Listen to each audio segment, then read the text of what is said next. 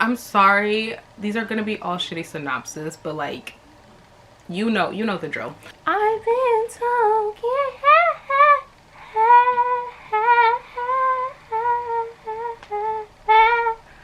for hours, and I DNF'd it because let's you. Mbabli maleo ma'am. Yeah. Hey, how's it going? How's life? My name is Sophia. Welcome back to my channel.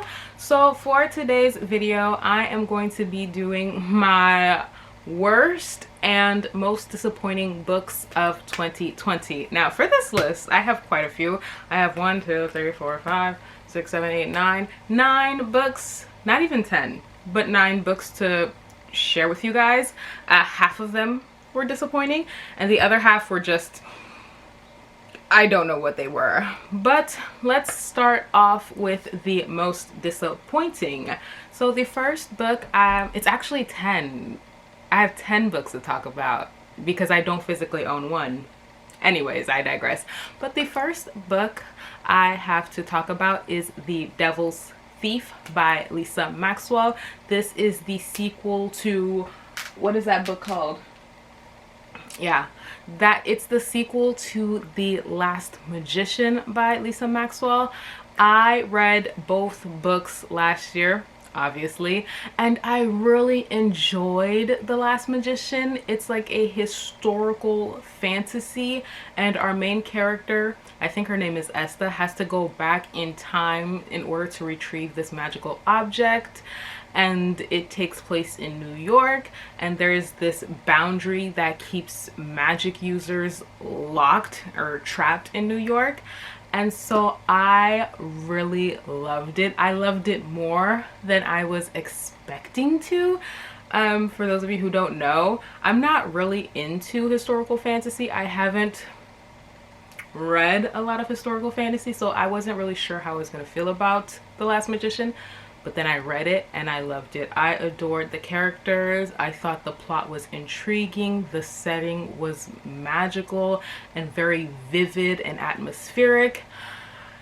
And then the second book came along and I didn't really care. I think the biggest gripe I have with the second book is definitely the plot. I didn't feel like the plot was well thought out, and I really didn't like it. The romance, whereas I was rooting for the romance in the first book, I was kind of irritated and annoyed by it in the second book.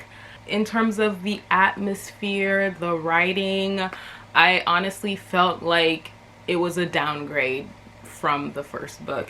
And so that is going to be my first disappointing book of 2020. The next book I have to talk about is going to be an entire trilogy. It's not an entire trilogy, but particularly the last book, and that is going to be The Empire of Gold by S.A. Chakraborty.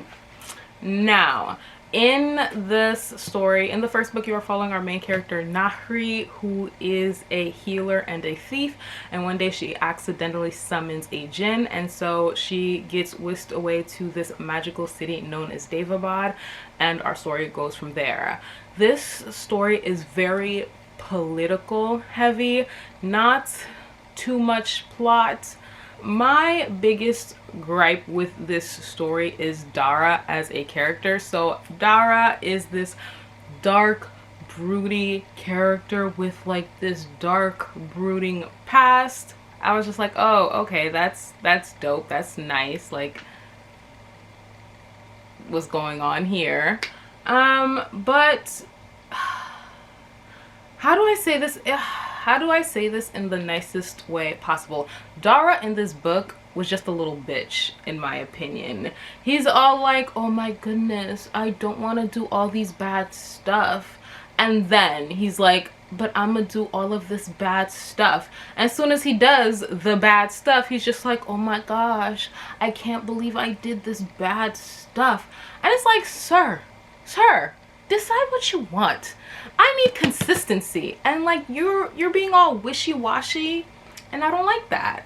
And the thing is, I don't mind morally gray characters. I don't mind dark evil characters, but like the thing is, it's like if you're going to be dark and broody, just like be that shit all the way.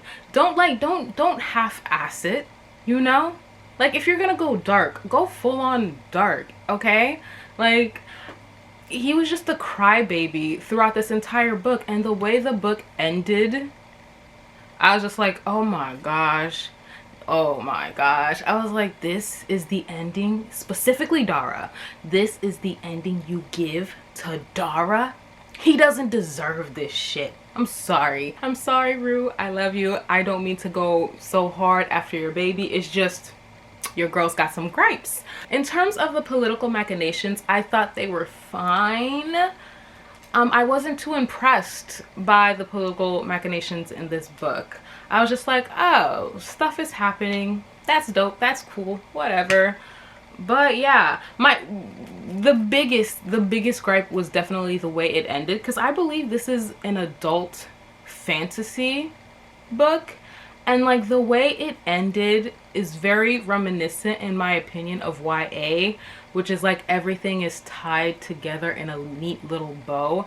And personally, I don't like that. I'm just like, crush me, make me cry, destroy my soul. Like, don't give me an ending where like everybody gets what they want, you know, or like people get what they don't deserve. Tara, you know what I'm saying? But yeah, this is still, it's still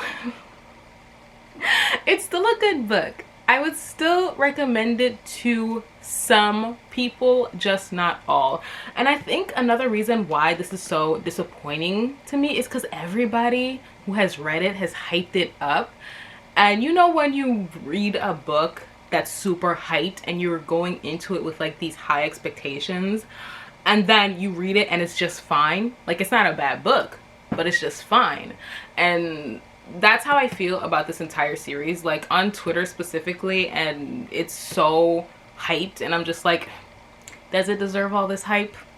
I don't know. The next book I have to talk about is a book I know does not deserve all that hype, and that is going to be Clockwork Princess by Cassandra Clare. And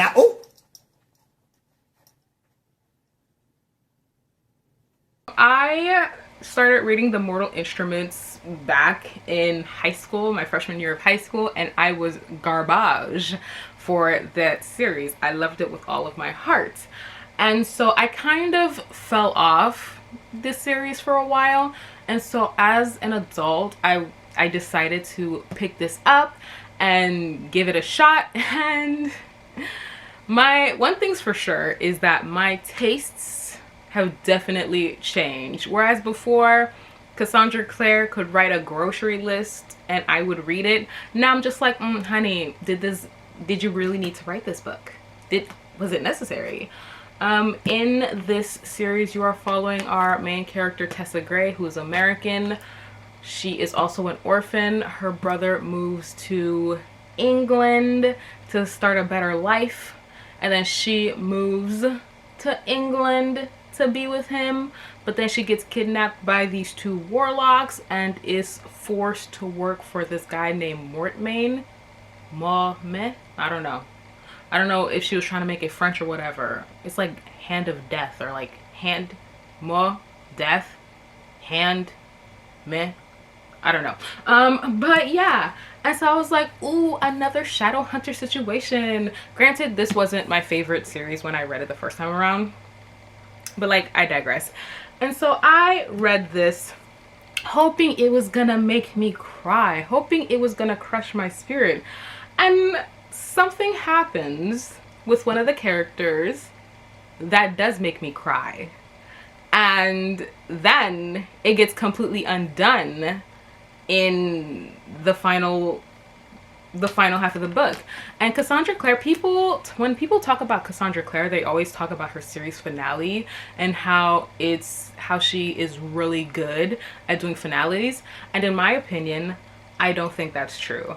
I think but that's also because of my personal preference. As I said before, I like death and destruction in my books. I am a masochist. So whenever an author takes their sweet little time, especially in the epilogue, wrapping up every single detail, pairing off every single couple in a hetero romance, I'm just like, honey, we don't need all that. It's not necessary, in my personal opinion. I keep saying my personal opinion because I don't want y'all coming for me.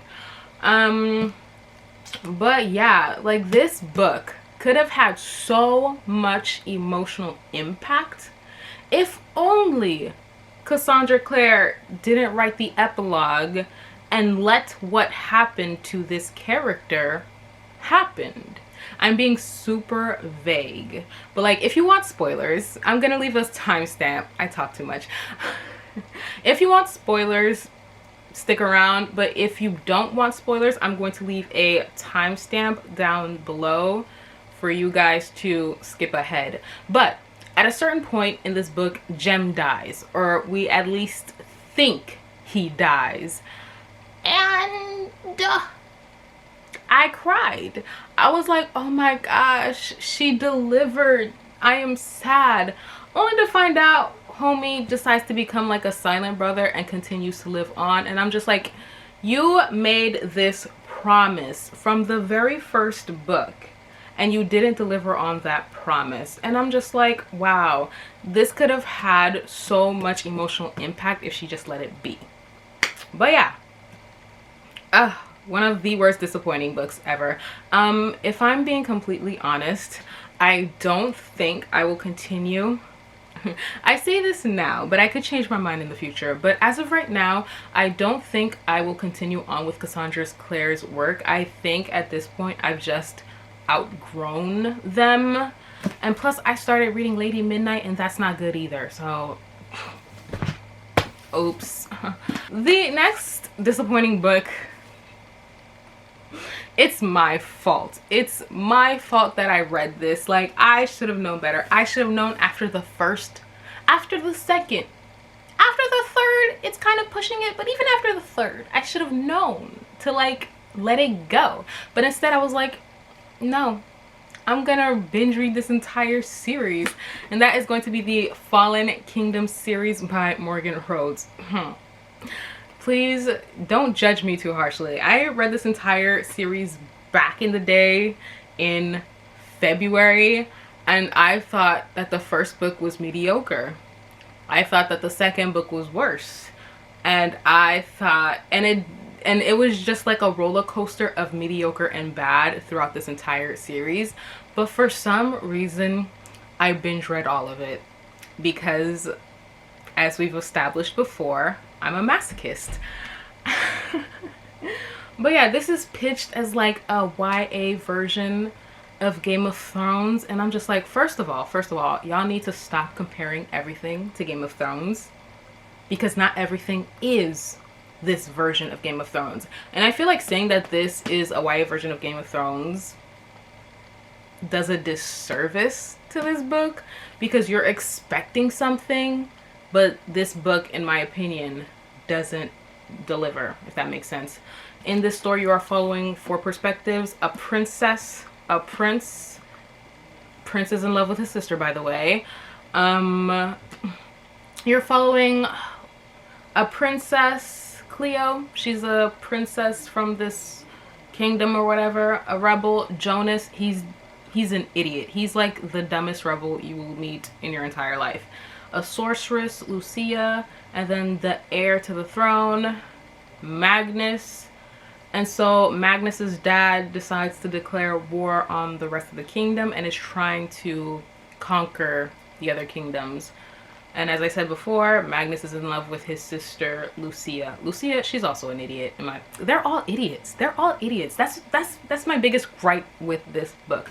Is like, literally in one chapter a character will be like, I can't do this, or like, I will make this specific decision, and then you're like, okay, let's see how this goes.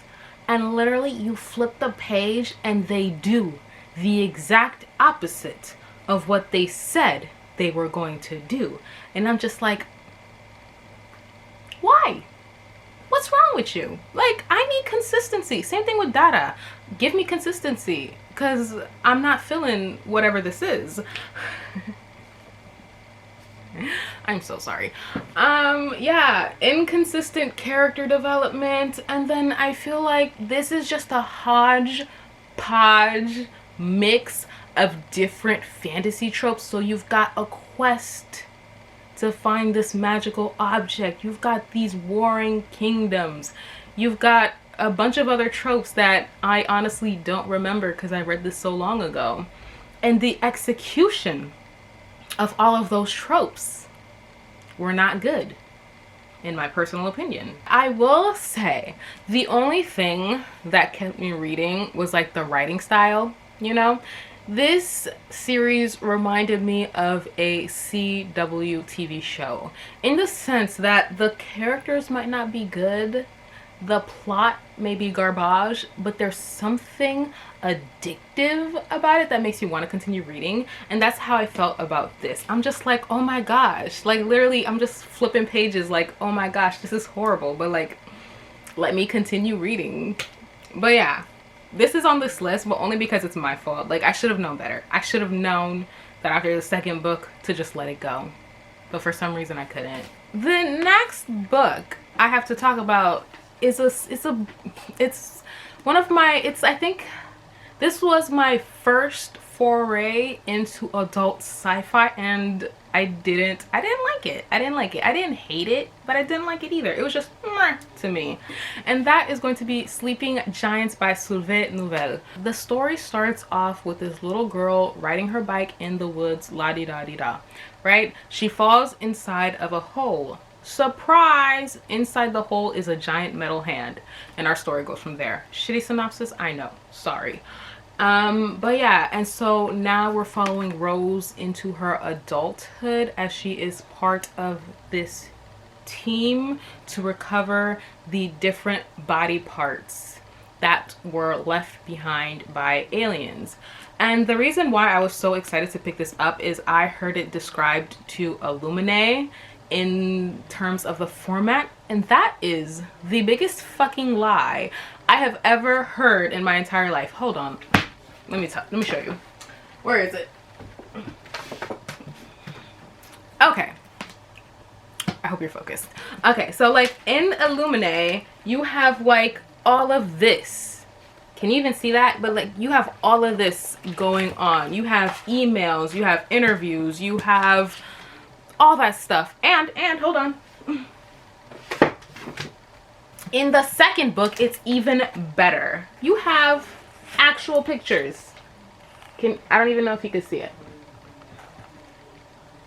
But yeah, you have actual pictures in the second book. And I was like excited. I was super hyped. I'm just like, this Illumine but adult? Yes, please. And this, it's just interviews. That is all this is. No pictures, no files, no audio, no emails. It's just an interviewer going, okay, so what did you do? And then the person being like, okay, I did this, I did that, I got laid, bro. And I'm just like, and like it's so awkward.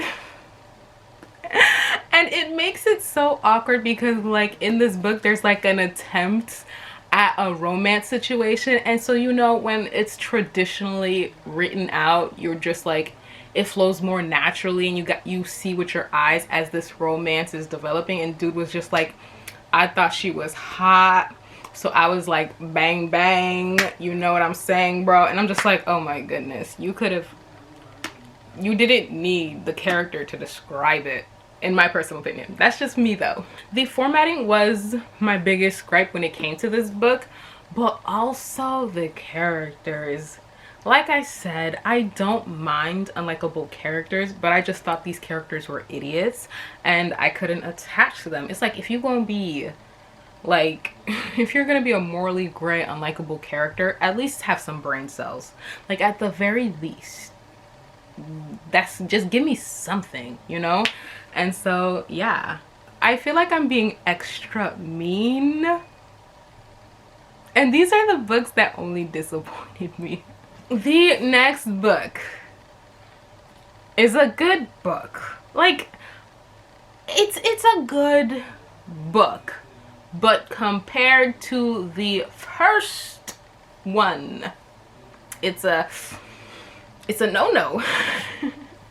And for me, that is going to be The Name of All Things by Jen Lyons. Now, if you've seen me talk about The Ruin of Kings, you will know that I absolutely love that book. It's so convoluted and complex, and I love it so much. And so I was so excited to get to this one, and I knew that this one had followed completely different characters, and so I was like, okay, that's fine. I still trust Jen Lyons to deliver. Honey, the characters, and honestly, I think that is what affected my enjoyment the most. If you couldn't tell, I'm a character-based reader. The characters, I didn't care for Janelle or her posse. I was just along for the ride. Like, this was just the book I needed to read to get to the next book in the series. In terms of the world building, I felt like the world building wasn't as well, I don't want to say developed, but the way the world building is explored wasn't done as well as it was in the first book. So in this book, there's a lot of telling when it comes to the world building. In this world, we're following a different culture called the Joratees culture, and their way of life is completely different from the rest of the empire. So like, a lot of this book is Janelle explaining to Kieran how the Joratees culture works, and I just wish we got to explore it with our own eyes rather than being spoon-fed the information. I will say the ending was very interesting. I thought it ended really strong. But yeah, this isn't a bad book by any means. It's just, compared to the first one, it was very disappointing. When I decide to reread this series, I'll reread all of the books and just skip this one. Spark notes it maybe.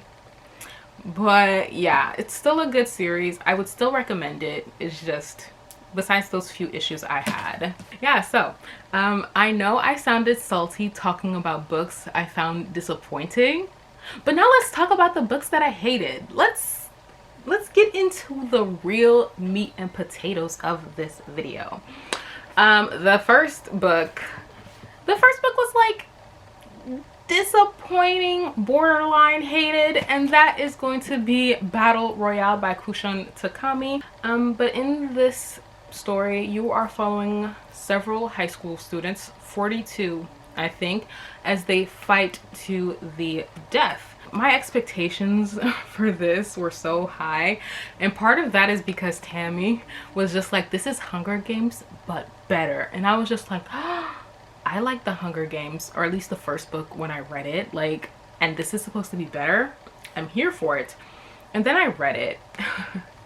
And as we've established, I'm a character-based reader, and so because there are 42 students, it is impossible for Kushun Takami to develop every single character. And also, I don't think that's what he meant to do. I don't think his focus was on the character.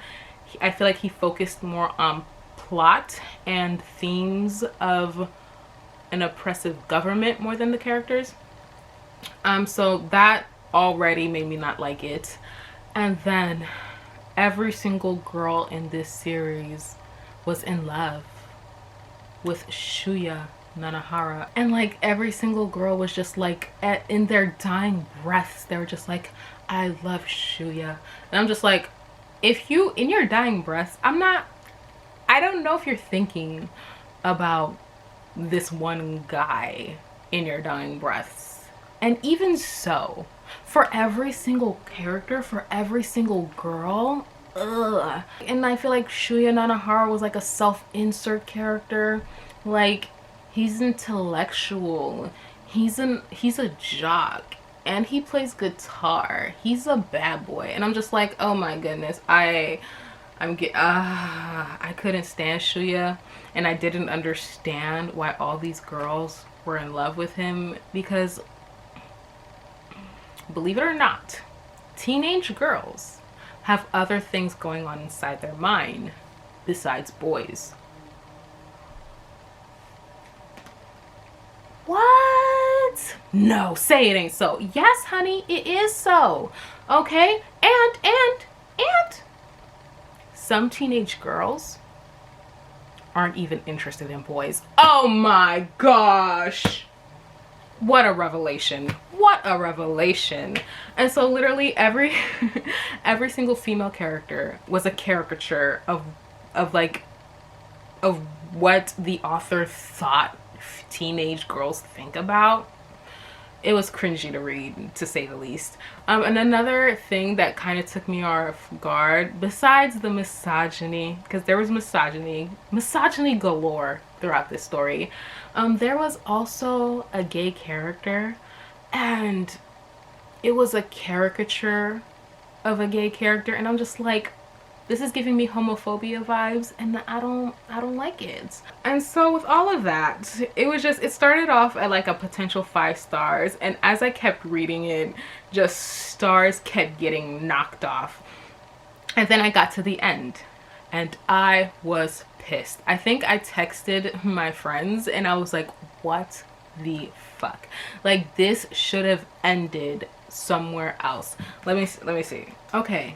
Also, on this edition, when I read up to page 596, I was like, oh my gosh, this is so good. The ending is so good. Like, this is the ending I like. And then he continues to chapter 77, 78, and the epilogue. And by then, I was pissed. I was like, why? Yeah, so like, if you decide to read this book for whatever reason, stop before chapter 77, because in my respectful opinion, it goes downhill from there. The next book I have to talk about is a super hyped author in the world, not just on BookTube.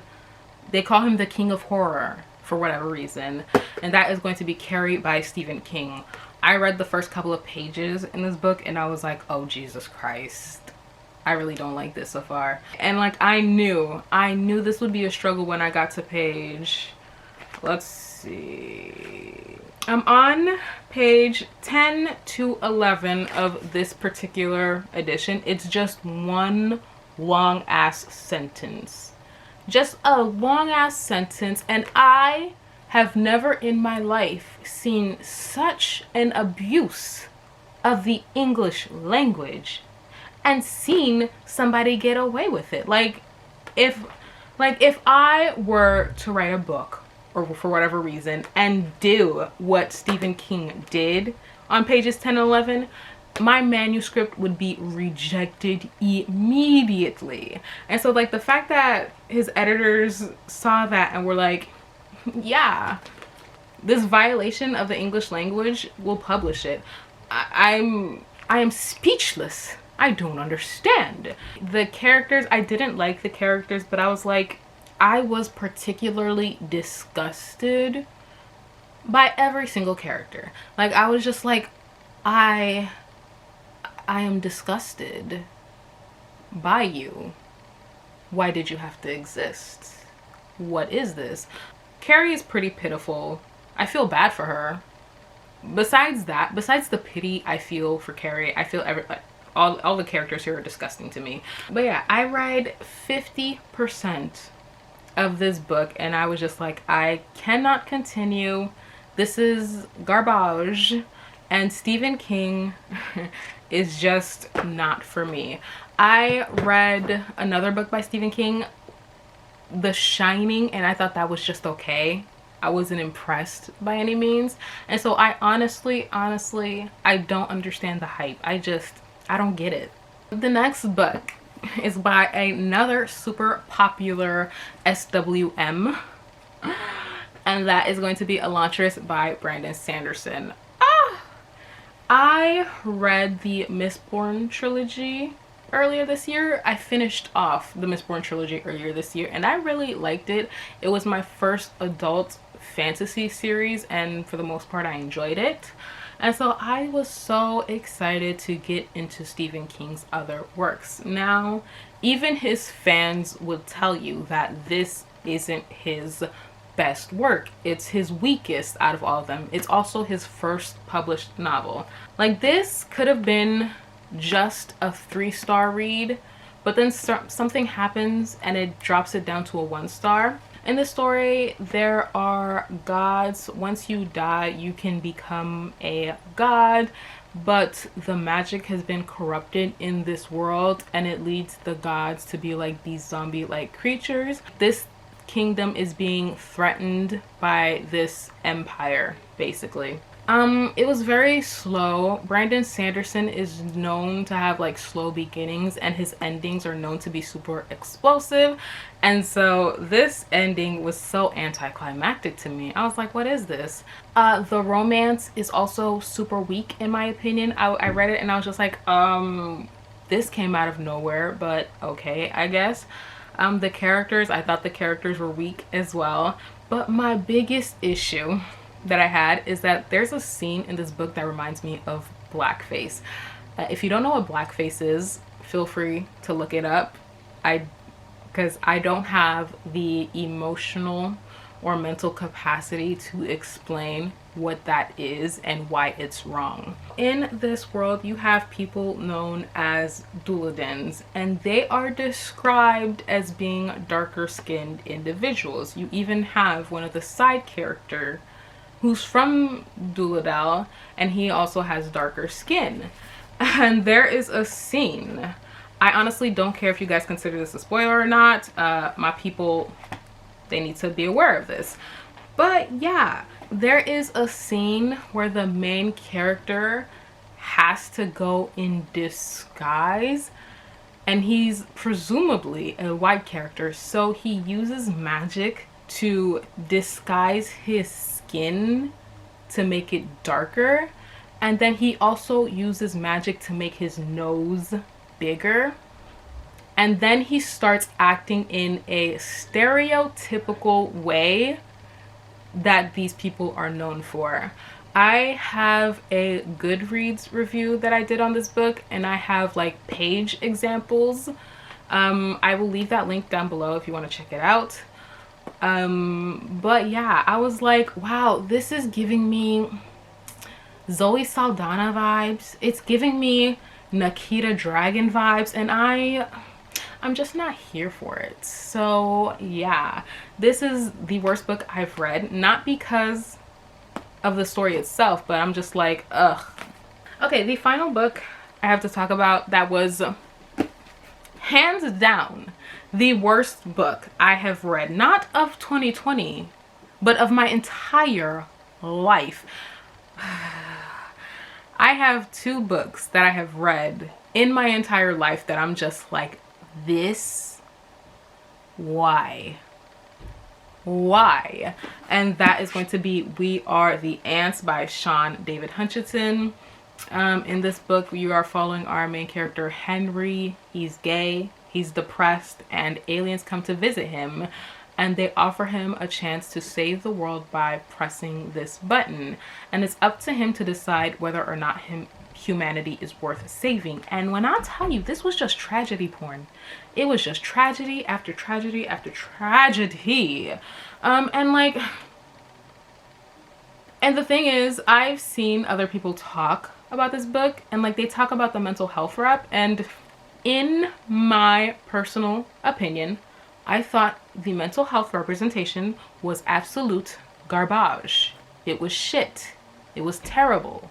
It was offensive to me as a person who suffers from depression. I read this and I was like, wow, what the fuck is this tragedy pornography? Because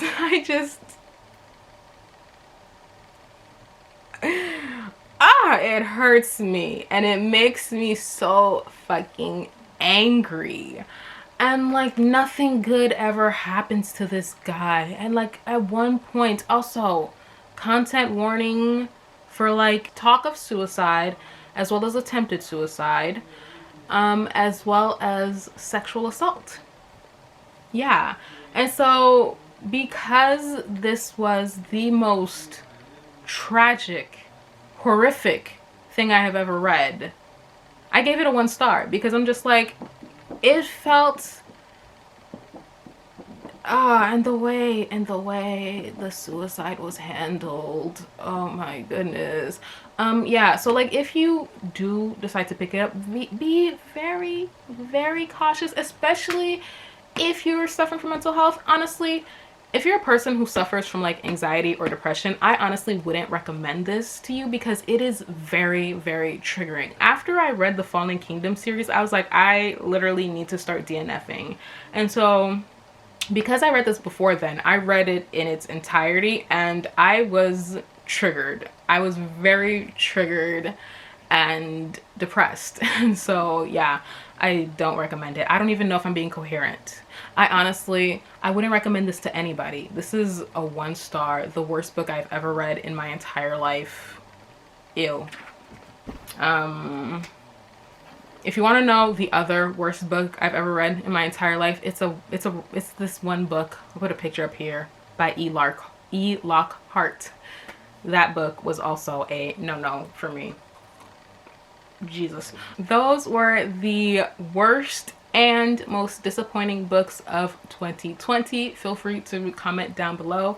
Let me know some of your worst or most disappointing books you read last year.